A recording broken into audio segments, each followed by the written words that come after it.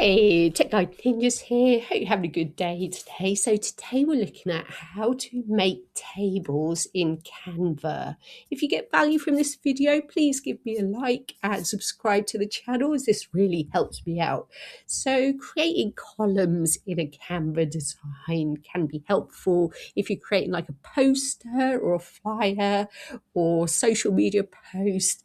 So there's many different reasons. So whatever your reason, open up your design and we're going to create our first column. So a little tip here is to use the / option, and this opens up an action box. So this is where you can search for what you want to create. So to start with, we're going to type in table and you'll see why in a few seconds. So this is how we can create our columns, and we can choose how many columns we want. So for this tutorial, I'm going to click on 2 and this will open. And now I can edit my columns by easily dragging them around the page. I can easily make the columns bigger. I can make them taller.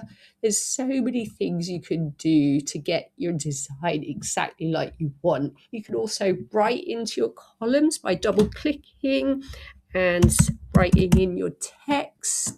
You can change the font of your text by clicking on the font. You can change the color. There's so many different things you can do. When you're happy with your columns, all you have to do is give your column design a name and then download it in your design format.